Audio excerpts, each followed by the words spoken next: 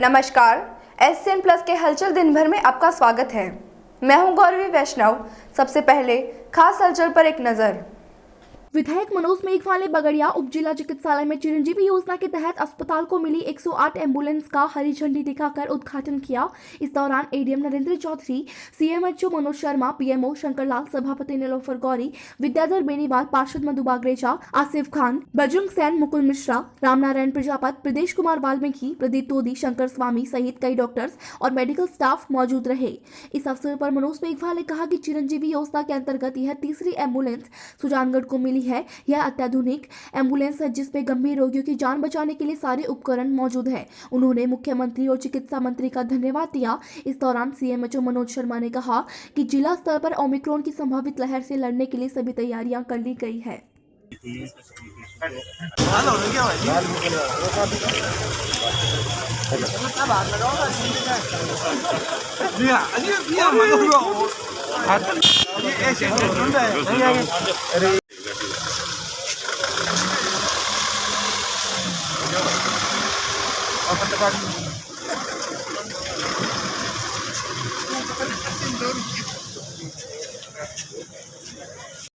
आज एक और एम्बुलेंस सुजानगढ़ के एरिया में जुड़ी है और ये जो एम्बुलेंस है ये बड़ी एम्बुलेंस है और इसकी विशेषता ये है कि अभी जैसे डॉक्टर साहब बता रहे थे, इसमें एडवांस फंक्शन है जिसमें कि जो लाइफ सपोर्टिंग सिस्टम, वेंटिलेटर है और उससे जो गंभीर रोगी हैं, कोई हार्ट का गंभीर रोगी आ जाता है जिसको आगे रेफ़र करना पड़ता हो, या कई बार डिलीवरी के समय पेचीदगी हो जाती है या पेशेंट की जब कंडीशन ऐसी होती है कि उसको बहुत ज़्यादा ज़रूरत होती है वेंटिलेटर की या कुछ ऐसे सपोर्ट की, उस पेशेंट्स को, या एक्सीडेंटल कई बार होता है कि एक्सीडेंट में कई बार गंभीर पेशेंट हो जाता है और उसको रेफ़र करना पड़ता है तो रास्ते में ही संसाधनों के अभाव में कई बार ख़त्म हो जाता है, उनके लिए बहुत कारगर है। और जैसा कि अभी सीएमएचओ साहब ने बताया कि इसका उपयोग सिर्फ और सिर्फ उन्हीं पेशेंट के लिए जाएगा, जनरल पेशेंट के लिए इसको उपयोग में नहीं लिया जाएगा, क्योंकि आपात स्थिति के लिए हमेशा तैयार रहे कि जब कोई ऐसा सीरियस रोगी हो तो उसके लिए उपलब्ध रहे। ये इस एम्बुलेंस की विशेषता है और मुख्यमंत्री जी का मैं आभार व्यक्त करता हूँ, चिकित्सा मंत्री जी का भी, कि उन्होंने सुजानगढ़ में ये दिए जिसका जो 15 से 18 साल के बच्चों का भी जो वैक्सीनेशन स्टार्ट हुआ है उसको भी हम ये हमारा ये प्लान है कि हम आने वाले 7 दिनों में लगभग 70% उसको अचीव कर लेंगे। उसके बावजूद भी अगर जिस तरीके से केस आ रहे हैं, अगर अपने पास केस आते हैं तो ज़िले में 19 ऑक्सीजन प्लांट हैं जो अभी रनिंग में हैं। कोविड की सैंपलिंग की बढ़ा दी गई है। कुछ किसी भी तरीके की अगर कभी भी कोई केस पॉजिटिव निकलता है। दी यंग्स क्लब ऑफ सुजानगढ़ के स्वर्ण जयंती वर्ष के अवसर पर स्वर्गीय प्रताप सिंह सिंघी की स्मृति में उनकी धर्मपत्नी श्रीमती कमला सिंह के सौजन्य से मंगलवार को 7 ग्रामीण क्षेत्रों के जरूरतमंदों को रजाइयां वितरित की गई। कार्यक्रम संयोजक व क्लब के सांस्कृतिक सचिव गिरधर शर्मा ने बताया कि सुजानगढ़ और बिदासर तहसील के ग्राम सारोठिया, मुंदड़ा, बगरासर, बागसरा, जोगलसर, लालगढ़ और गेडाप के विद्यालयों में आयोजित हुए कार्यक्रमों की मुख्य अतिथि प्रबुद्ध समाज सेवी कमला सिंघी ने 168 जरूरतमंदों को रजाइयां वितरित की। समीपस्थ ग्रामीण क्षेत्रों के अतिरिक्त ग्राम बिलंगा, मरोठिया, भासीना के जरूरतमंद ग्रामीण भी लाभान्वित हुए और इस सेवा प्रकल्प में सुजानगढ़ शहरी क्षेत्र के 20 जरूरतमंद लोगों को भी रजाइयां उपलब्ध करवाई गई। कार्यक्रम को सफल बनाने में क्लब अध्यक्ष निर्मल भुतोड़िया, दानमल शर्मा, गोपाल चोटिया, हाजी मोहम्मद, अशोक सिंघी, सारोठिया के शिक्षक श्रीचंद बेनीवाल, पूसाराम स्वामी, लक्ष्मण गोदारा, मुंद्रा के शिक्षक मूलचंद वर्मा, मणिराम बांगड़ा, मगरासर की प्रियंका स्वामी, रामदेव भाटी, बागसरा के उम्मेद सिंह, हुक्मीचंद नायक, जोगलसर के ईश्वर राम प्रजापत, लालगढ़ के बजरंग लाल स्वामी व गेडाप के अनिल कुमार मीणा, आशाराम प्रजापत का सहयोग रहा।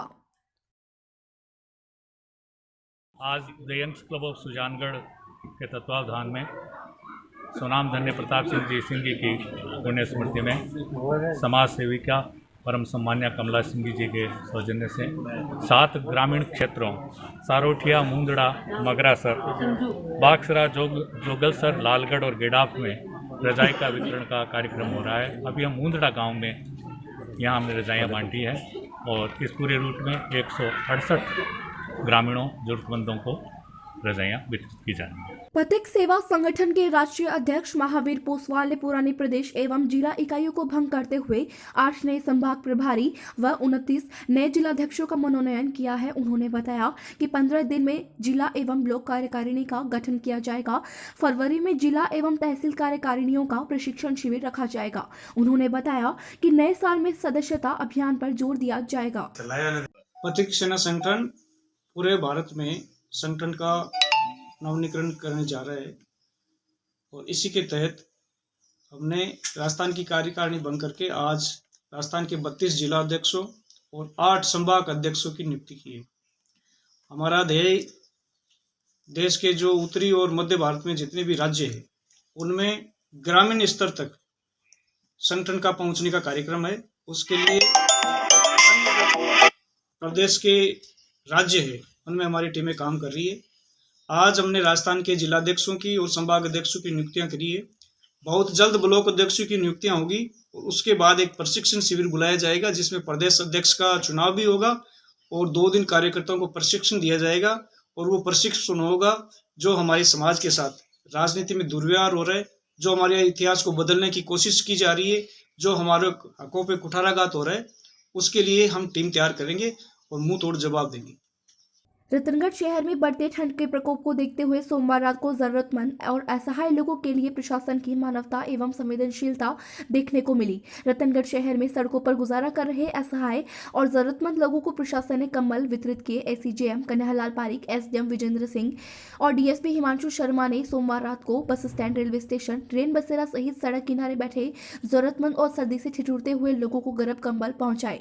भामाशाह बाबूलाल द्वारा उपलब्ध करवाए गए कंबलों को जरूरतमंद तक पहुंचाने के लिए प्रशासनिक अधिकारी स्वयं सड़कों पर उतरे और जरूरतमंदों को कंबल वितरित किए। प्रशासन द्वारा जरूरतमंद लोगों की जा रही सेवा के लिए आमजन ने सराहना की। प्रशासन अपने दायित्व के साथ साथ आमजन, गरीब एवं असहाय लोगों की पीड़ा भी समझता है, जिसको लेकर पहली बार प्रशासन ने सड़क पर उतरकर गरीब और असहाय लोगों की पीड़ा समझी और उन्हें राहत देने का प्रयास किया है। इस दौरान तालुका विधिक सेवा समिति के सदस्य संतोष बाबू इंदौरिया, पटवारी निरंजन शर्मा साथ रहे।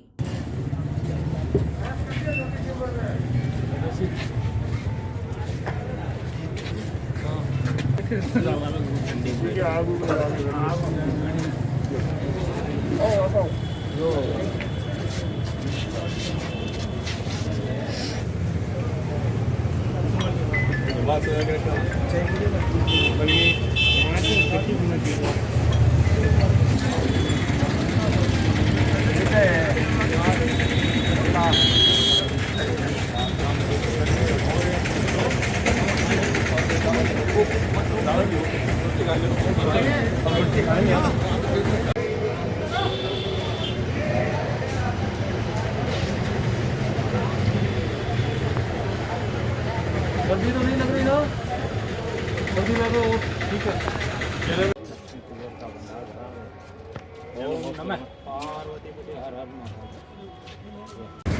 सभी को पहले तो नववर्ष की शुभकामनाएं। ये हमारे जिला विधिक सेवा प्राधिकरण चूरू के तत्वाधान में और उनकी प्रेरणा से माननीय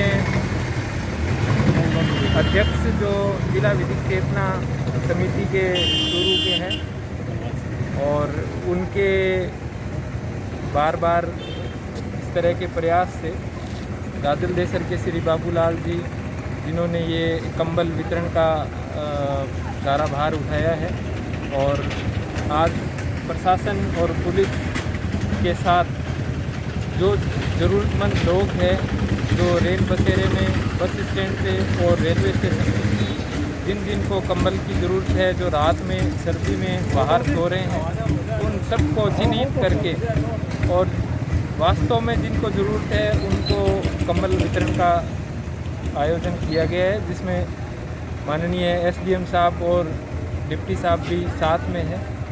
और इसी कार्यक्रम के चलते हम आज ये कंबल वितरण का कार्यक्रम।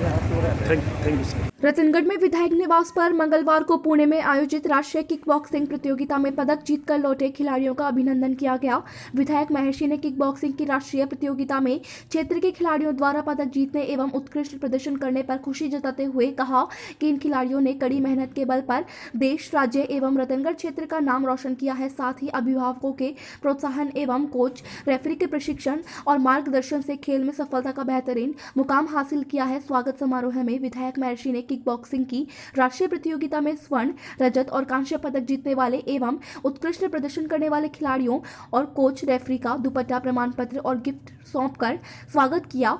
उल्लेखनीय है कि गत 21 से 25 दिसंबर 2021 को पुणे के छत्रपति शिवाजी स्टेडियम में आयोजित जूनियर और कैडेट वर्ग की राष्ट्रीय किक बॉक्सिंग प्रतियोगिता में चूरू जिले में 19 खिलाड़ियों ने भाग लिया था, जिसमें से 3 स्वर्ण, 2 रजत और 6 कांस्य पदक जीतकर जिले और रतनगढ़ क्षेत्र का नाम राष्ट्रीय स्तर पर रोशन किया था। प्रतियोगिता में स्वर्ण पदक जीतने वालों में रतनगढ़ की आरती तन्वी महर्षि, रजत पदक में साजिया खान, कांस्य पदक में गौरव शर्मा, देवराज सिंह, वर्षा माली, सूरज भान सिंह, जैस्मिन एवं उत्कृष्ट प्रदर्शन करने वालों में निकिता प्रजापत, गुंजन प्रजापत, निकिता बरवाल, कीर्ति बरवाल, मंजीत सिंह, राघव कंदोई, जयंत वर्णिता आदि शामिल है। इसमें स्वर्ण एवं रजत पदक जीतने वाले खिलाड़ियों का अंतर्राष्ट्रीय स्तर पर प्रथम स्टेज सिलेक्शन हुआ है। प्रतियोगिता में कोच दिव्या शर्मा ने खेल की गतिविधियों के बारे में विस्तार से बताया और रेफरी कोमल सोनी ने सभी खिलाड़ियों का परिचय करवाकर कार्यक्रम को सफल बनाने के लिए सभी का आभार प्रकट किया।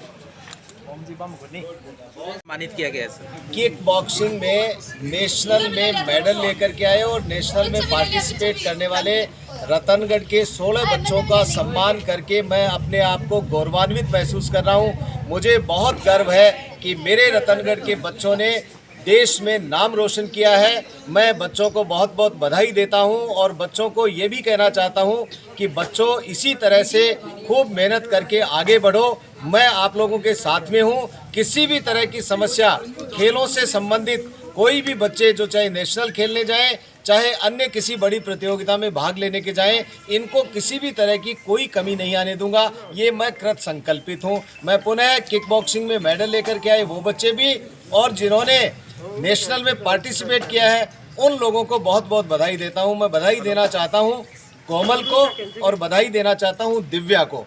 कोमल और दिव्या दोनों की अथक मेहनत से इन सब बच्चों ने ज़बरदस्त तरीके से अपने आप को प्रस्तुत किया है और आने वाले समय के अंदर मैं उम्मीद करता हूं कि ये आगे भी बहुत नाम रोशन करेंगे। मैं दोनों बच्चियों को बधाई देता हूं, सारे बच्चों को बधाई देता हूं। बधाई उन अभिभावकों को भी देता हूं, माता पिता को भी देता हूं, जिन्होंने बच्चों को तैयार करके खेल के अंदर आगे बढ़ाकर रतनगढ़ का नाम रोशन किया है। ये था SN प्लस का खास बुलेटिन हलचल दिन भर। टीवी पर देखने के लिए शेखावाटी केबल नेटवर्क के चैनल संख्या 153 पर जाएं। सोशल मीडिया पर हमसे लगातार जुड़े रहने के लिए हमारे YouTube और Facebook पेज को सब्सक्राइब और लाइक करें। नमस्कार।